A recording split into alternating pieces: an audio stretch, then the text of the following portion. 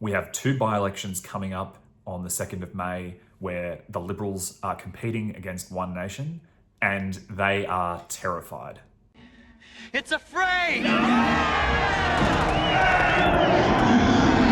How do we know this? Well, because the Liberal Party have been putting a huge amount of money into circulating what basically amounts to anti-One Nation propaganda. You can see here some examples of this. We've got a flyer saying, be careful voting One Nation. They're not proven, they don't have a track record. And then a more recent flyer, which came out in the last week or so, basically accusing One Nation of seeking to privatise Nepean's only hospital. So, firstly, it's a really interesting take because the Liberal Party, the Kennett government, which is the last real Liberal Party government in Victoria, did a whole bunch of privatisation. And you'd think it's a weird thing for the Liberal Party to attack another party on, but it's also factually wrong. We've had One Nation come out and clarify that they're looking to rebuild and improve the hospital with a public-private partnership. And unless I'm mistaken, that's probably a way better idea than just continuing to rack up debt on the government credit card, if they can even be bothered to do that at all. If you like these videos, subscribe to the channel, like the video, drop a comment below, and share this with anyone you think might like to see it. So why are the Liberals so scared? Why are they running these attack campaigns against One Nation? Well, firstly, they're making a mistake. So they're stupid and they're doing the wrong thing is reason number one, because the worst thing you can do is give free advertising to your competition. There's a whole bunch of people in the Nepean electorate that the Liberal Party have effectively paid to remind One Nation is running and to tell them about an option that they might not even known was there for them to consider. So they're sort of fueling the fire in a lot of ways, just even by sending the flyers out at all.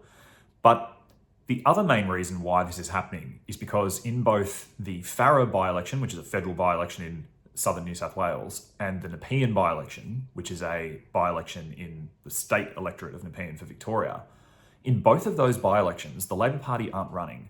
So you have a whole bunch of minor left parties. So you've got the Greens, you've got some Teal candidates, you've got Animal Justice and so forth.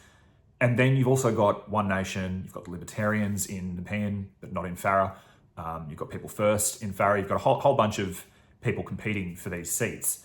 But for the first time, the Liberal Party are in serious risk in both seats of potentially not only placing second on primary vote behind an independent or a minor party, but possibly even third.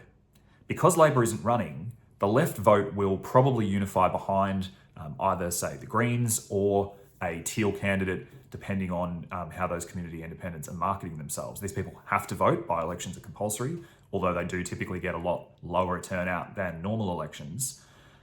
But more to the point, we see this possibility that the two-party preferred in both electorates, in both Farrer and Nepean, might not even involve the Liberals. You might have a two-party preferred between One Nation and a minor left or Teal candidate. And so the Liberals are truly terrified because their primary vote is now so low and they can't rely necessarily on preference flow from a minor party like One Nation going to them because they're actually going to be behind them. So this is their ultimate fear. They're basically motivated to try to do anything they can to try to suppress the primary vote of One Nation as their main minor right competitor. So we're in this really bizarre new world where it's almost a three-cornered contest between one major party and two non-major alternatives. So I'm fascinated to see how this plays out. I think that there's a very real chance in both electorates that the Liberal Party might not be elected, but it's a big question mark as to whether we'll see a Teal-style community independent elected or perhaps the first One Nation lower house MPs in the federal and Victorian state parliament. So most of you know that I'm not a One Nation supporter. I'm a supporter of the Libertarian Party and I ran as a Libertarian candidate in the Senate at the last federal election. But I do view the rise of One Nation and their current polling as a really positive development, both because there's a lot that I agree with One Nation, is that there's an overlap when it comes to a lot of government woke ideology and so forth. but also because I think that it's a unmitigated good thing that the major parties are finally being competed against and challenged, and they're having their duopoly on power really disrupted for the first time. So I think that's a great development, even if you really don't like One Nation at all. I think it's good for our democracy to have real competition and to see the major parties finally forced to actually fight for what they've previously taken for granted in a massive way.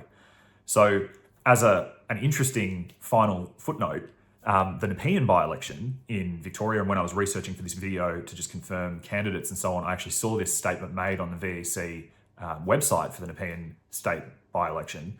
At the moment, and as per a previous video I did, which you can watch here, the High Court has actually struck out all donation and funding laws in Victoria. So at the moment, the Nepean by-election has no caps on donations, has no restrictions on foreign donors, has no transparency or accountability reporting requirements, and also has no funding for candidates, either as public funding for receiving a certain share of the vote or admin funding if they were to secure a seat. So it's in every way imaginable the Wild West. We're in a new frontier in Australian politics, and I'm going to be really interested, following really closely to see what happens.